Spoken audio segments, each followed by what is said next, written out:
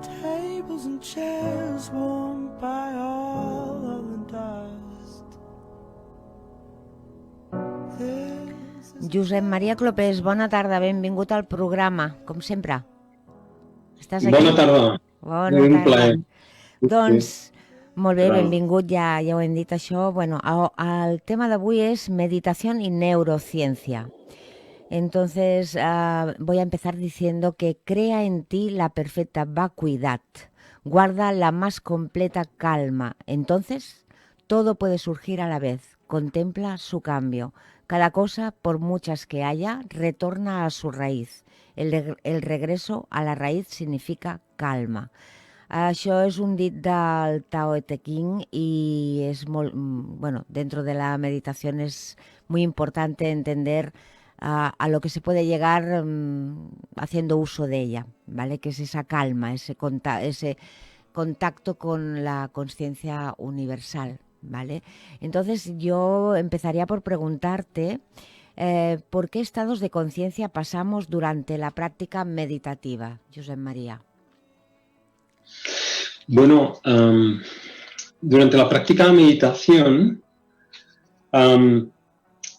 bueno, pasamos, básicamente hay un cambio profundo de estado de conciencia. Los estados de conciencia, a lo mejor vale la pena decirlo para los oyentes, pues proponen que hay unas características psicológicas del estado mental y además es distinto, hay como 3 estados básicos de conciencia. El estado, por ejemplo, de vigilia, que es el estado en el que estamos en estos momentos. Luego está el estado del soñar, en el sueño profundo, y el estado de desconexión que se produce durante el sueño profundo. Así que son estados psicológicos distintos, con características distintas, y le corresponden estados de funcionamiento del sistema nervioso también distintos. O sea, al final, un estado de conciencia tiene el soporte del sistema nervioso. Y el sistema nervioso significa que tiene que operar de determinada manera pues para dar soporte a ese estado de conciencia. Entonces, el estado de conciencia que se produce durante la meditación es un estado radicalmente distinto, porque es un estado que parte del estado de vigilia, pero que se altera profundamente. Hasta producirse el estado de vigilia, que es un estado de acción, de actividad muy relacionado con la actividad diaria, ¿no? Física y mental, y también emocional. Con el estado de meditación, ¿sabes? Sin más, se produce un estado de calma muy profunda, se produce un estado de trascendencia. Así que lo que es una palabra muy bonita, ¿no? Porque trascender significa ir más allá. Así que se produce una reducción de toda la actividad mental. Los pensamientos se diluyen, trascendemos toda la actividad, todos los pensamientos, todas las emociones, todos los sentimientos, y entonces es cuando la mente se queda en estado de paz, de silencio, y se abre a la experiencia de una conciencia en estado puro. Y eso tiene unas características psicológicas específicas y unas características del sistema nervioso también específico, y que es distinto de los demás estados de conciencia. Así que lo que hacemos es todo un proceso de transición desde el estado de vigilia, manteniendo ese estado de vigilia, pero con un cambio profundamente alterado, en donde se produce un estado de silencio muy profundo en nuestra mente, de calma muy profunda, con una emergencia de plenitud, que es muy curioso además, porque si no hay ningún estímulo, pues es curioso que haya ese estado de plenitud, de placer, de joya interna, junto con una fuerte claridad mental, ¿no? Y eso significa que el sistema nervioso pues opera de determinada manera, ¿no? Para dar soporte a ese estado. Así que esto es un poco la descripción de lo que podría ser el estado de meditación, ¿no? Además se produce físicamente un estado muy profundo de relajación muscular, porque hay una fuerte reducción de toda la actividad mental y en consecuencia también de la actividad física. Así que como aforismo, ¿no? El estado de meditación es un estado de plena alerta, ¿no? De máxima alerta, ¿no? Por eso se le llama conciencia plena, en profundo descanso, en un estado de profundo descanso. Es casi como si te fueras a dormir y estuvieras durmiendo profundamente, pero más despierto que lo que podemos estar tú y yo y los oyentes todos juntos, ¿no? Es un estado de máxima alerta, ¿no? De conciencia plena. Es un estado donde cualquier cosa puede ocurrir, entonces, y más con esa conexión en la conciencia universal que nos permite sacar cualquier información. Es posible que nos lleguen cosas que no nos llegarían de no estar en esa calma y en esa conexión profunda con la conciencia, ¿correcto? Claro, justamente, ¿no? Cuando lo que hacemos es abrir nuestra percepción a ese estado basal, ¿no? De nuestra existencia. Y a ese nivel,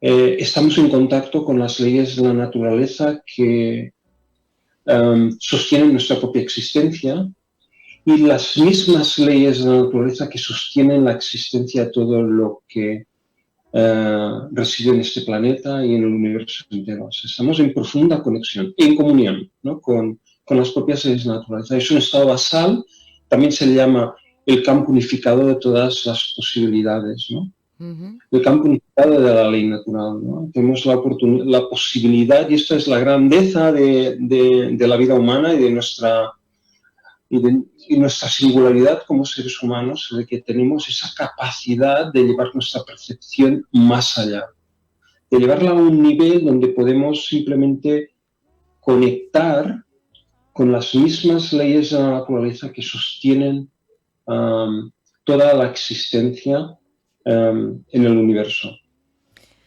Y desde ese campo de posibilidades, desde ese campo total de las posibilidades, cualquier cosa puede emerger. O podemos hacer que emerja y se materialice. De ahí emerge la inteligencia creativa, que luego proyectamos, le damos forma y construimos pensamientos que acaban siendo acciones que se materializan en realidades, ¿no? Para nosotros. Sí, sí, está muy claro que la meditación es algo indispensable, que debemos hacerlo diariamente y el rato que podamos como mínimo. Entonces, ¿podemos clasificar de alguna manera las técnicas meditativas? ¿Existen clasificaciones de técnicas meditativas?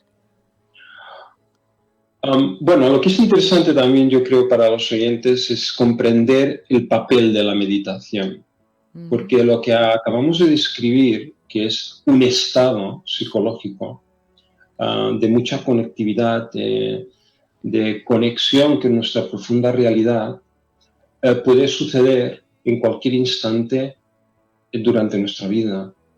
En el día a día me refiero, ¿no? Sí, sí. Desde el momento en que podemos abrir nuestra percepción a esos niveles. Y eso es algo que está al alcance de cualquier persona en cada momento y en cada situación. Y de hecho, en muchos casos lo podemos experimentar, son singularidades de espacio-tiempo, ¿no? O sea, hay momentos, ¿no? Vamos a poner un ejemplo, ¿no? Que suponte que te estás no sé, pues arreglando delante del espejo, ¿no? Y requiere un cierto tiempo, hay unos momentos de abstracción y entonces te das cuenta, ¿no? Que se para el tiempo, parece pararse el espacio, ¿no? Y entonces esos momentos que no sabrías describir si eres hombre, mujer, blanco, negro, en fin, simplemente eres existencia, es un estado de vida, ¿no? Presencia. Esos son singularidades del espacio-tiempo, son estados, momentos de meditación, ¿no? De estados de meditación. Bueno, eso sucede en nuestra vida cotidiana infinidad de veces, ¿no? ¿Qué hacemos con la meditación? La meditación es una metodología que tiene un objetivo específico, que es desarrollar la habilidad como sistema de reproducir ese estado tantas veces como tú quieras. La meditación como herramienta es una metodología que te permite replicar y crear el estado de meditación. Luego, dejando claro esto, el tema es bastante complejo, ¿sabes, Sigma? Porque hay muchas técnicas de meditación y también hay tipos de meditación. Es algo que ha generado bastante confusión. Por eso es importante, yo creo, diferenciar entre lo que es el estado de meditación y lo que son los tipos de meditación o técnicas de meditación, ¿de acuerdo? Para que pues, la gente pues, tenga pues, un criterio, ¿no? De decir, bueno, vamos a ver, una cosa son el estado de meditación y otras son las técnicas de meditación. Como he dicho, las técnicas son metodologías que te permiten replicar o crear ese estado. Entonces, a ver, hay como unos 7 tipos, hay una clasificación de tipos de meditación que, para poner orden, pues lo han realizado los científicos. Básicamente por identificar aquellos tipos de meditación que puedan generar cambios estructurales en el cerebro, que generen profundos cambios en el cerebro a corto plazo, y otros que más bien son tipos más sugestivos que no generan tantos cambios a corto plazo y requieren más un largo plazo, ¿no? Entonces, actualmente hay unos 7 tipos, 4 de los cuales, pues ya, como he comentado, generan patrones de cambio fiables en el corto plazo a nivel de neuroplasticidad y de neurogénesis en el cerebro. Aquí Y luego están las técnicas. No, Sí. acaba, por favor, acaba. Y luego están las técnicas de meditación, que hay muchísimas, y que quedan englobadas en alguno de estos tipos o en varios tipos a la vez, porque hay técnicas que se pueden englobar en varios tipos, ¿no? Así que, como puedes ver, es tiene bastante complejidad, ¿no? El tema. Bueno, pero bueno, en cualquier caso, el objetivo es el mismo, ¿eh? Sea una técnica, sea un tipo, digamos que el propósito final es que la persona realice un estado. Y esa es la idea, ¿no? Acabas de nombrar la neuroplasticidad, con lo que podríamos introducirnos un poco en la neurociencia.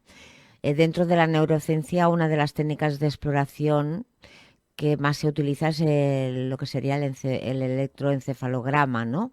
Y creo que esto se viene utilizando en las investigaciones sobre meditación desde hace ya más de 50 años, aunque a veces parece que la meditación acaba de aterrizar.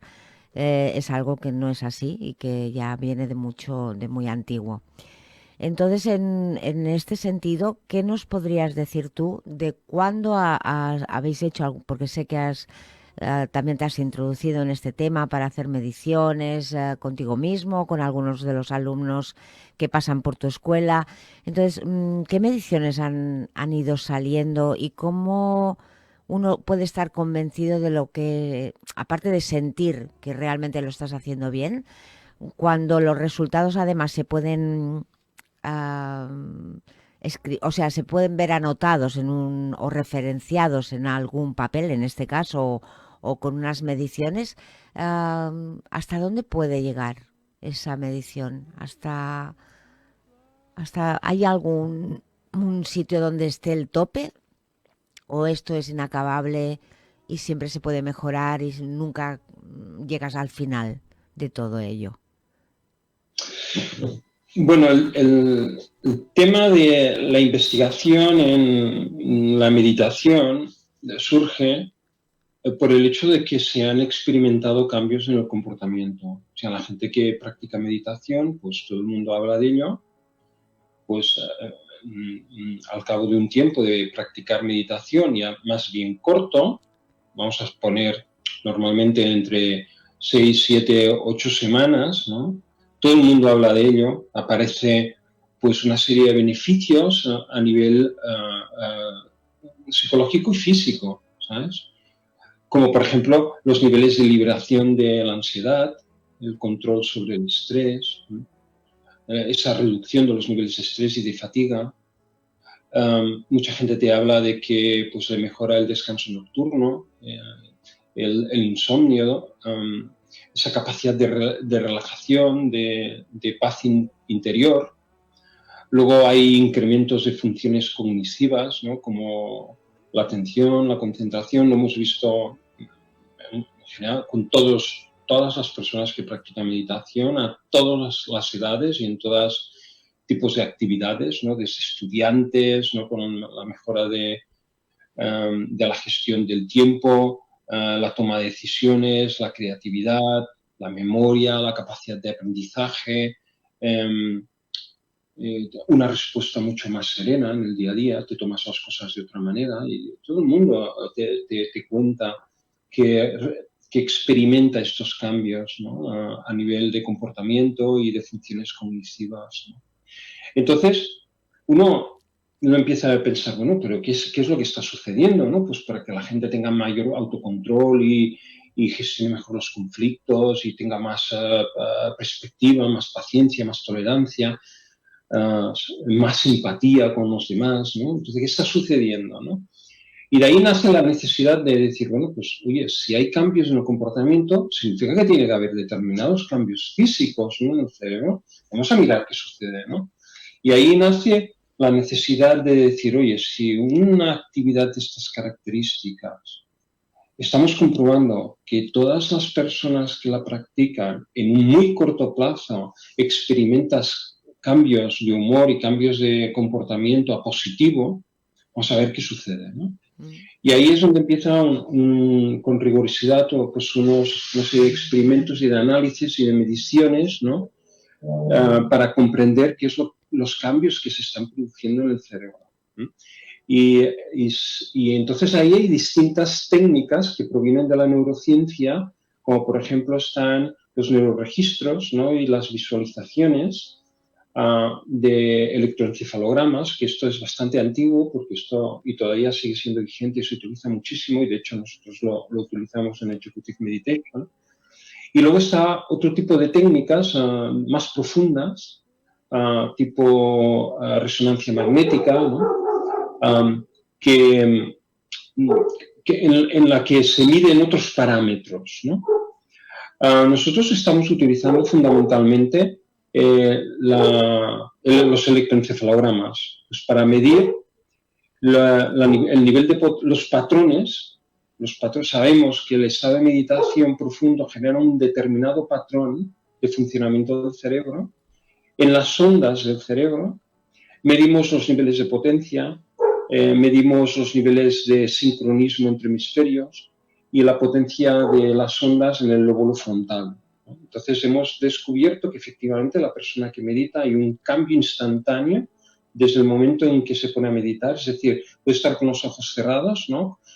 Y aparece un patrón de ondas específico muy relacionado con los patrones de actividad, pero en el momento en que empieza a meditar, en el intervalo de un segundo hay un cambio instantáneo del patrón de funcionamiento del cerebro.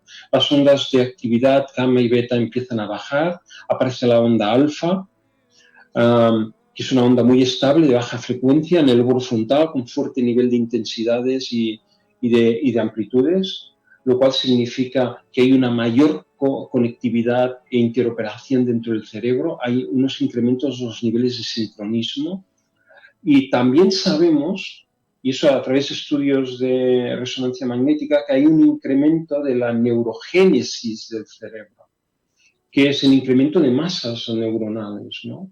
Y además esto está muy publicado desde el 2015 por estudios que se han realizado, como en el UCLA, ¿no? Y otras neurocientíficas relevantes como Sara Lazar, ¿no?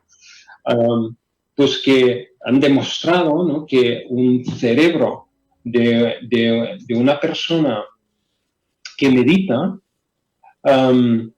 pues es 7,5 veces más joven a los 50 años que meditadores, que personas que no practican meditación con la misma edad.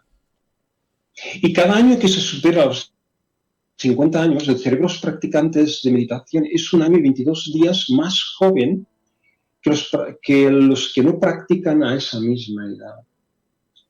Así que se producen cambios muy profundos en la estructura del cerebro y hay un rejuvenecimiento o ¿cómo es esto?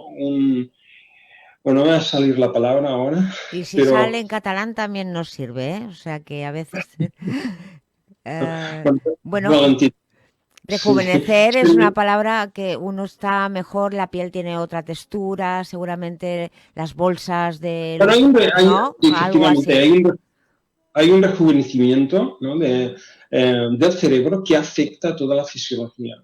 Y de hecho, Inma, yo tengo muchísimos registros de personas que simplemente iniciando un curso de meditación profunda, meditación avanzada, en aproximadamente 8 semanas, pues se han quitado 10 años de golpe, pero físicamente. Sí, sí, sí.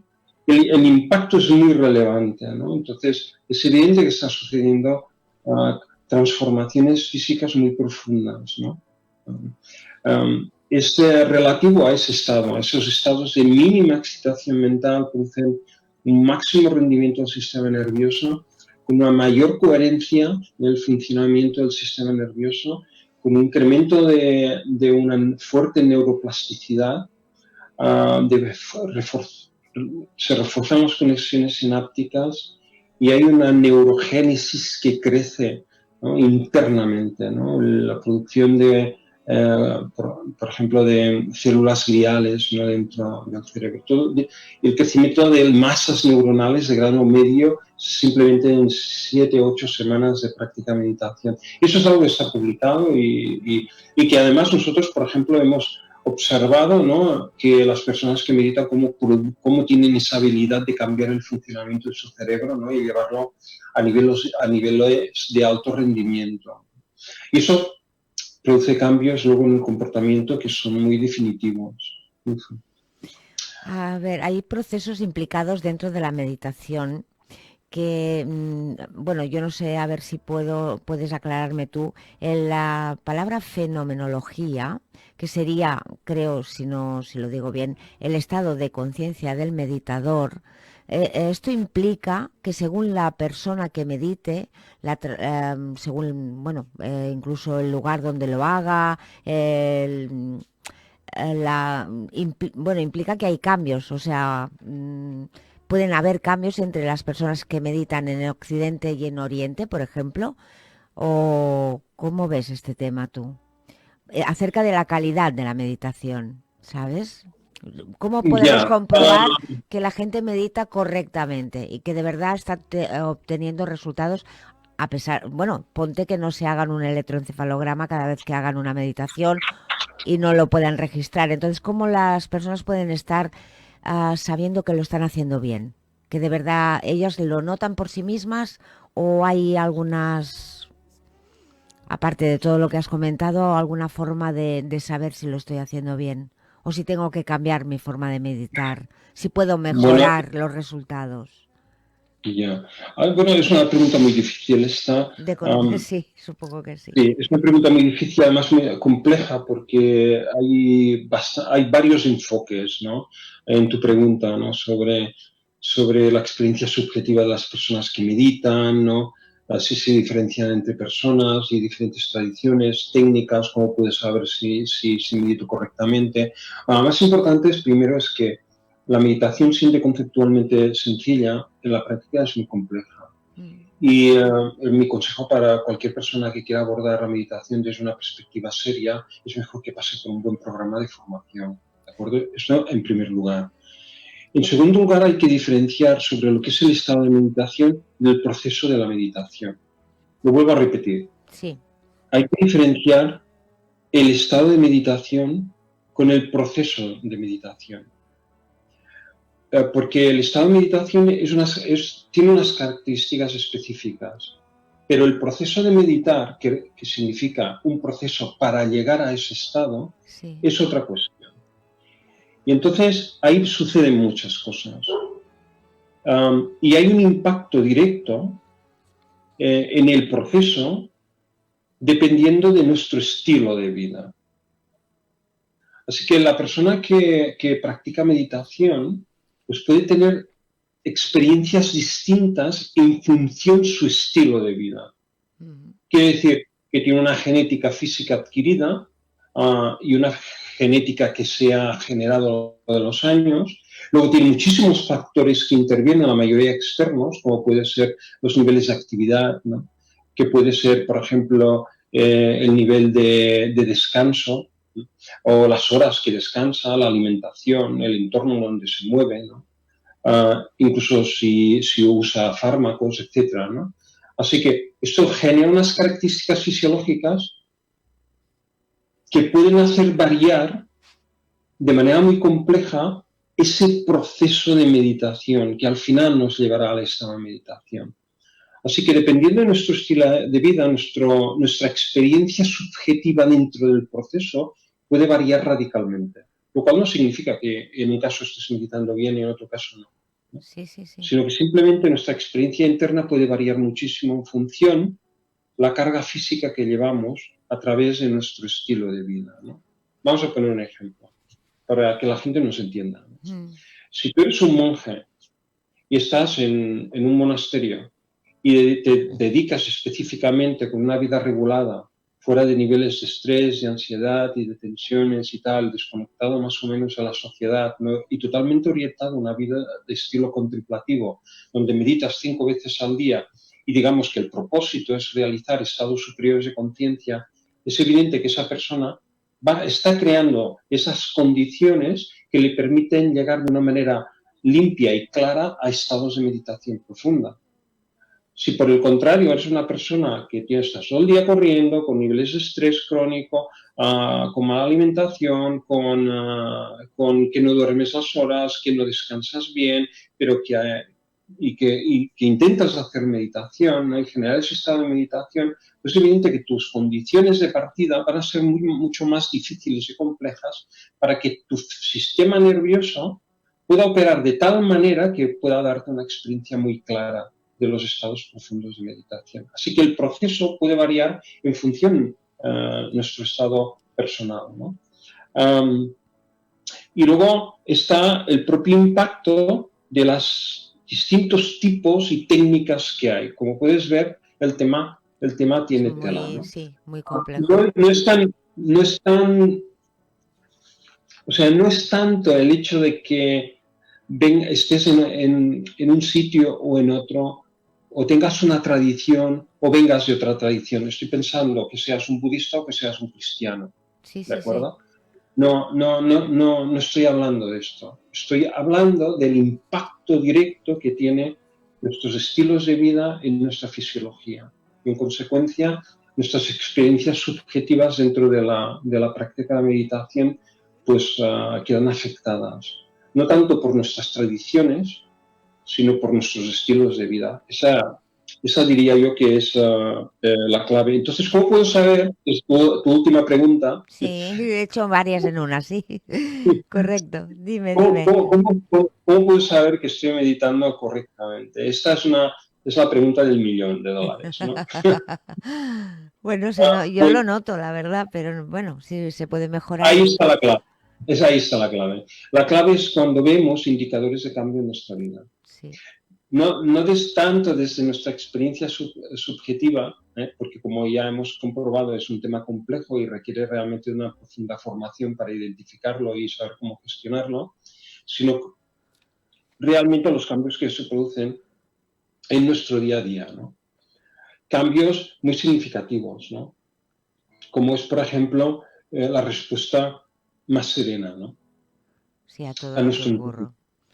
Pues, el crecimiento de los niveles de creatividad, nuestra toma de decisiones, ¿no? La tolerancia y paciencia con la que nos tomamos la cosa, cómo gestionamos nuestros propios los conflictos y los impactos que tenemos en el día a día, ¿no? Toda persona que practica meditación sostenida en el tiempo y sobre todo si no hace mucho que lo está haciendo, de seguida ve el impacto, ¿no? Ve, oye tú, todo el mundo te habla de ella, ¿no? Que esa claridad mental, esa serenidad, esa calma, esa tranquilidad que le acompaña a lo largo de todo el día, esa capacidad de coger distancia y de tomar mejores decisiones, ¿no?